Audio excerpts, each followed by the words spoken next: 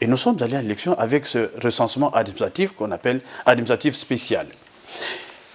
Ce recensement n'aurait eu de sens que si les sous-préfets, les maires faisaient leur travail correctement. Vous savez, chaque année, les sous-préfets et les maires doivent faire ce qu'on appelle la révision des listes électorales, la révision administrative. Ils ajoutent dans les monographies, ils ajoutent les nouveau-nés, on retranche les décédés et on prend les flux, on tient compte des flux migratoires. Il y en a qui se déplacent, on prend chaque année. Dit, la Likwala doit cette année nous donner sa population, ainsi de suite.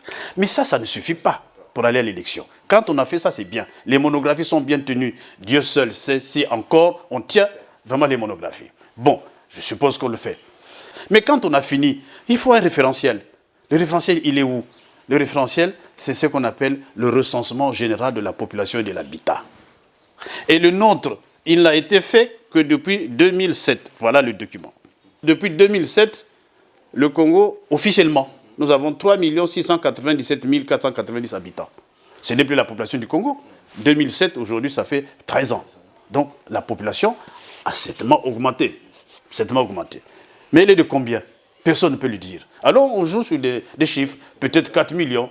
Il y en a plus optimistes, peut-être 5 millions. Mais non, il faut qu'il y ait un recensement. Et ce recensement-là, il est très sérieux. Il se fait avec la communauté internationale, notamment avec le FNUAP, le Fonds des Nations Unies pour la population, qui le fait avec chaque État, parce que nous avons l'obligation, tous les 10 ans, de faire un recensement général de la population de l'habitation. Et duquel, d'ailleurs, découlent nos politiques, toutes nos politiques.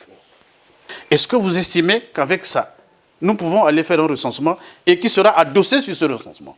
Non. Il faut donc faire, en plus de ce qui n'a pas été fait chaque année, par les maires et par les sous-préfets, c'est-à-dire la révision administrative des listes électorales, mais il faut surtout, aujourd'hui, nous sortir les données nouvelles du Congo. Et au travers d'un recensement général de la population, voilà le document qui a été fait en 2017. Ça, c'est le travail de l'administration. On va certainement revenir sur, ça, c'est pas l'administration. Sur vos propos. Mais il y a quand même, une fois que le recensement que vous avez contesté en 2014 est sorti, vous préférez...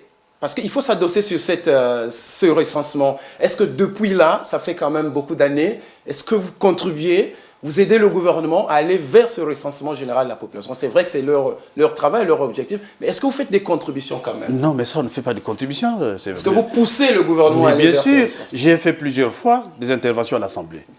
À la séance de questions orales au gouvernement, j'ai interpellé Mme Eboka Bamakaz